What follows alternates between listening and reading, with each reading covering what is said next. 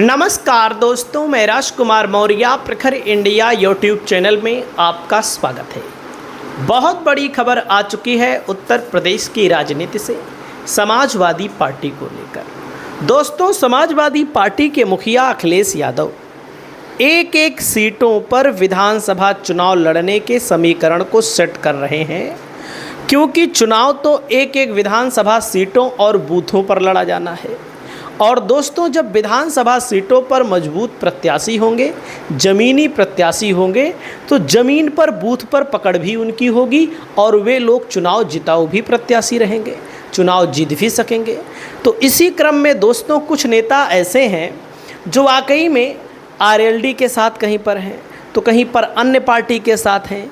वहाँ पर दोस्तों बीजेपी के साथ, आरएलडी के साथ या उनके सहयोगियों के साथ मेहनत करने का कोई परिणाम नहीं मिलने वाला है। आप ये जान लीजिए। परिणाम क्यों नहीं मिलने वाला है? क्योंकि बीजेपी के लोग लड़ेंगे तो आरएलडी के लोग क्या करेंगे? आरएलडी तो सिर्फ और सिर्फ इसलिए बीजेपी के साथ गई कि हम सत्ता में आ जाएं, कुछ कमाएं धमाएं, कुछ हमारा भौकाल मेंटेन हो। कितना दिन विपक्ष में रहेंगे? जो लोग दोस्तों सरेंडर करने वाले हैं वो सब सरेंडर कर चुके हैं, और जो लोग बचे हैं वे समाजवादी पार्टी में आ रहे हैं। तो कहने का मतलब इनको करारा झटका दे दिया है समाजवादी पार्टी ने। प्रदेश अध्यक्ष ने इनकी पार्टी से इस्तीफ़ा दे दिया। कहा अब हम आपकी पार्टी में नहीं रहेंगे जयंत भाई, क्योंकि भाई आप तो मंत्री बन गए और आप तो सांसद बन गए, आप सरकार में भागीदार हैं। और वाकई में इन नेताओं की कोई सुनवाई थोड़ी ना होती है, चाहे अपना दल का कोई प्रदेश अध्यक्ष हो, चाहे राजभर की पार्टी का कोई प्रदेश अध्यक्ष हो, या फिर चाहे जयंत चौधरी की पार्टी का कोई प्रदेश अध्यक्ष हो। अनुप्रिया पटेल की पार्टी का हाल तो आप लोगों ने देखा ही है। तो इन लोगों की पार्टी का प्रदेश अध्यक्ष का कोई मतलब नहीं है। लोग अपनी पैसे से गाड़ी में तेल डालते हैं, फूंकते हैं, समय बर्बाद करते हैं। तो दोस्तों, यहाँ पर आप लोगों ने देखा होगा, इनका नाम है रामाशीष राय। ये अब समाजवादी पार्टी गठबंधन में आने वाले हैं। इनको समाजवादी पार्टी कांग्रेस के सिंबल पर चुनाव लड़ाया जा सकता है दोस्तों, देवरिया ज़िले से। अगला नंबर आता है दोस्तों, इनका नाम है मुकेश सैनी। सैनी समाज से आते हैं दोस्तों। पश्चिमी उत्तर प्रदेश में सैनी समाज की बहुत भारी भूमिका है। अगर सैनी समाज को समाजवादी पार्टी साथ लाएगी तो समाजवादी पार्टी का जनाधार बढ़ेगा, क्योंकि पश्चिमी उत्तर प्रदेश में मुस्लिम तो समाजवादी पार्टी के साथ हैं, लेकिन दोस्तों यादव की संख्या बेहद कम बताई जाती है, ना के बराबर बताई जाती है। तो समाजवादी पार्टी यहाँ पर अन्य लोगों को अपने साथ जोड़ने की कोशिश कर रही है। जब अपने साथ जोड़ने की कोशिश कर रही है तो मुकेश सैनी दोस्तों प्रदेश महासचिव थे आरएलडी के। इन्होंने पार्टी को छोड़ दिया।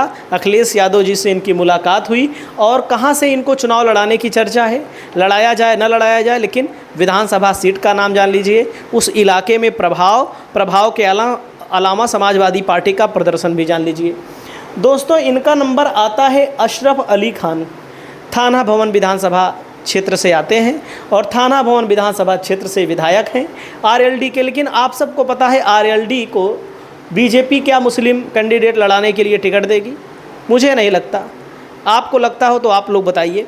अली अशरफ खान की विधानसभा सीट पर नया चेहरा उतारना पड़ेगा, मजबूत चेहरा उतारना पड़ेगा, ऐसा चेहरा उतारना पड़ेगा ताकि कोई हिंदू मुसलमान का दृष्टिकोण भी ना बने और चुनाव आसानी से निकाला जा सके। दोस्तों, पार्टीवार पसंदीदा उम्मीदवारों में देखा गया तो जो मुकेश सैनी नाम यहाँ पर लिखा है, हो सकता है बसपा से भी लगे रहे हों, उसमें कोई दो राय नहीं है। कांग्रेस से राव वारिस अली, जावेद राव। दोस्तों, यहाँ पर देख सकते हैं बीजेपी में सुरेश राणा, मोहित बेनीवाल, हरवीर मलिक, ये लोग अपनी तैयारी कर रहे थे। दोस्तों, यहाँ पर अनुसूचित जाति की आबादी 60,000 है, मुस्लिम करीब 95,000 हैं। दोस्तों, जाट करीब 45,000 हैं और ठाकुर करीब 20,000, सैनी करीब 20,000 और ब्राह्मण करीब 15,000, कश्यप करीब 10,000, वैश्य करीब 5,000। दोस्तों, नकुड़ विधानसभा क्षेत्र आता है और गंगोह विधानसभा क्षेत्र आता है, जो कि सहारनपुर जिले की विधानसभा सीट है कैराना लोकसभा में। तो आप लोग खुद देख लीजिए अपनी आंखों से, ये बीजेपी का वोट है। सपा को नकुड़ में 1,26,000, बीजेपी को 92,000। सपा कितने वोटों से आगे रही आप खुद देख लीजिए। 26 डायरेक्ट हो गया, 8,000 और जोड़ दीजिए, कितना हो जाएगा? तो आप लोग खुदे जोड़ लीजिए। 26, 4, 30, 34,000 वोटों से नकुड़ में, 300 वोटों से सपा पिछली बार चुनाव यहाँ पर हारी थी। अब की बार 26, 4, 30, 34,000 वोट से आगे रही। दोस्तों अगला गंगोह विधानसभा है, लगभग 17,000 वोटों से समाजवादी पार्टी आगे रही। कैराना में समाजवादी पार्टी 30 31,000 लगभग वोटों से आगे रही। थाना भवन में थोड़ी सी आगे तो है, 85,217 वोट बीजेपी को मिला है, 85,904 वोट यहाँ पर समाजवादी पार्टी को मिला है ना। देखो आप लोग तो करीब 700 पौने 700 वोटों से आगे रही। शामली में सपा पीछे हो गई लगभग 11,000 वोटों से। लोकसभा में सपा को 5,26,887 वोट मिला, भाजपा को 4,56,000 वोट मिला। तो मुकेश सैनी ने अखिलेश यादव से मुलाकात की है और अखिलेश यादव की पार्टी में शामिल होने जा रहे हैं। बाकी आपकी क्या राय है? प्रदेश अध्यक्ष भी ने पार्टी छोड़ दी है आरएलडी, तो आपकी क्या राय है? क्या आरएलडी का खात्मा होने जा रहा है भविष्य में, या फिर आने वाले समय में समाजवादी पार्टी की सरकार बनने जा रही है? कमेंट करके बताइए। नमस्कार।